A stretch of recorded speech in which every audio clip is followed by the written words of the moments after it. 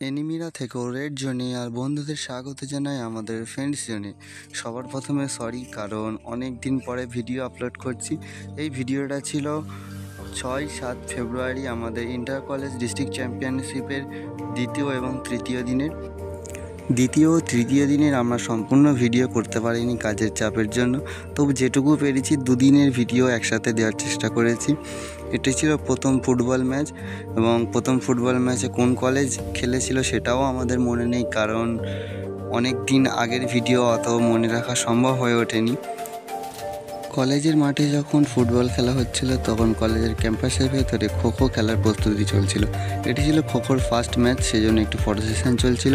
এখানে উপস্থিত ছিলেন আমাদের কলেজের প্রিন্সিপাল এবং 2 কলেজের কোচ এবং তাদের প্লেয়াররা। যেহেতু সেদিন ফুটবল এবং খোখো একসাথে চলছিল, তাই আমাদেরকে 2 জায়গায় মেডিকেল সাপোর্ট নিয়ে বসতে হয়েছিল।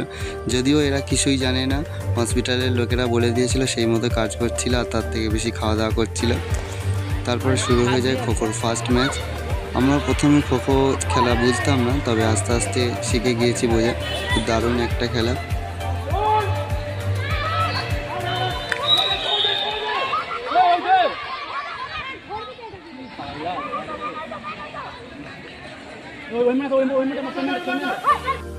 খোখো চ্যাম্পিয়নশিপে আমাদের কলেজ সেমিফাইনালে উঠে হেরে যায়, কিন্তু খোখো চ্যাম্পিয়নশিপে ডিস্ট্রিক্ট লেভেল থেকে যে রেফারিদেরকে পাঠানো হয়েছিল তারা এতটাই ভুল সিদ্ধান্ত নিয়েছিল যে একটা কলেজ তারা খেলা ছেড়ে চলে গিয়েছিল, এবং আমাদের কলেজে এই ভুল সিদ্ধান্তের কারণে সেমিফাইনালেও হেরে যায়। ইনি হলেন আমাদের এনএসএসের প্রোগ্রাম অফিসার এবং আমাদের রাষ্ট্রবিজ্ঞান বিভাগের সকলের প্রিয় একজন শিক্ষক, প্রফেসর আবুল কালাম আজাদ। আমরা আমাদের যে 5 জনের গ্রুপ আছে, আমরা নিজেদেরকে বলি পাণ্ডব এবং আমাদের স্যারকে বলি গুরুদ্রোণাচার্য। এটা ছিল আমাদের কলেজের কোয়ার্টার ফাইনালের ম্যাচ। যদিও সব ভিডিও করার ইচ্ছে ছিল, কিন্তু সব ভিডিও করা হয়নি। যেটুকু ভিডিও করা হয়েছে সেটুকুই তুলে ধরেছি। দ্বিতীয় দিনের সবচেয়ে সুন্দর দৃশ্য ছিল এটা, কারণ কলেজের মাঠে যখন কোয়ার্টার ফাইনালের ম্যাচ চলছিল কলেজের ফুটবলের, অপর প্রান্তে চলছিল মেয়েদের সেমিফাইনাল ম্যাচ খোখোর। তাই সমস্ত ফুটবল প্লেয়ার তাদের অত পরিশ্রমের পরেও সাথে সাথেই কলেজ ক্যাম্পাসে উপস্থিত হয়েছিল তাদের কলেজের মেয়েদেরকে সমর্থন এবং সাহস জোগানোর জন্য।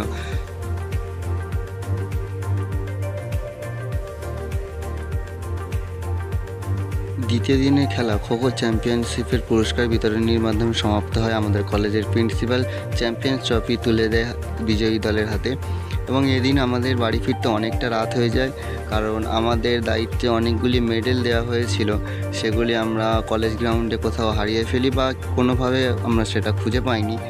এবং সবশেষে আমরা রেফারিদের জন্য আমাদের গার্লস হোস্টেলে তাদের রুমটা ঠিক করতে আসি, কারণ তার পরের দিন ছিল আমাদের কলেজের ফাইনাল ম্যাচ। তাই রেফারিরা আর বাড়ি যায়নি, সেজন্য কলেজ হোস্টেলেই থেকেছিল, এবং আমরা কজনে কলেজের সেই রুমগুলো একটু পরিষ্কার করে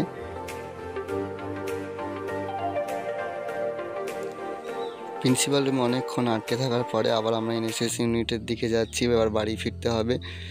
পরের দিনের কাজ অনেকটা আগিয়ে রেখে এবং মেডেল যেহেতু হারিয়ে গিয়েছে সেই সমস্ত হিসেবপত্র করে আবার নতুন মেডেলের হিসেব করে এবং ম্যান অফ দ্য ম্যাচ এবং ম্যান অফ দ্য সিরিজের ট্রফি আনতে হবে, সেই জন্য স্যারের কাছ থেকে টাকা নিয়ে আবার আমরা ইউনিটে চলে আসি।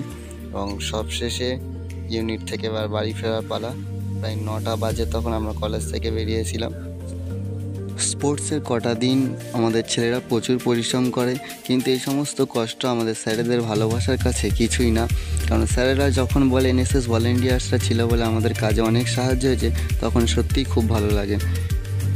এটা ছিল একদম শেষ দিনের লাঞ্চের টাইম। আমরা গত 2 দিন কেউ একসাথে খেতে পারিনি, কারণ কাজের চাপে টাইম হয়নি, যে যখন পেরেছে খেয়েছে, কিন্তু শেষ দিন অল্প কাজ থাকায় সকলে মিলে একসাথে খেয়েছিলাম। এবং সেদিনের মেনুতে ছিল বিরিয়ানি, কারণ সেটা সবারই প্রিয়। আর এইভাবে সকলে বসে আমরা একসাথে লাঞ্চ করেছিলাম, খুব আনন্দ হয়েছিল কটা দিন।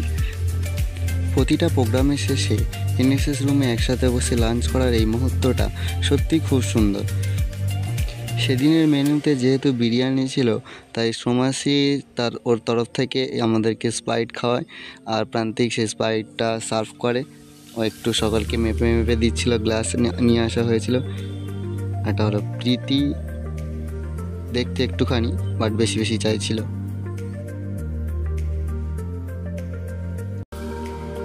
এই ভিডিওটা ছিল আমাদের কলেজের প্লেয়ারদের ফাইনাল ম্যাচ খেলতে নামার ভিডিও। যদিও ম্যাচের ভিডিও আমরা করতে পারিনি, শুধু এইটুকু ভিডিও করেছিলাম। আর আমাদের কলেজ তাদের প্রিয় দল মোহনবাগানের জার্সি পরে খেলতে নেমেছিল। কারা কারা মোহনবাগানের সাপোর্টার আছো অবশ্যই কমেন্ট করে জানাবে।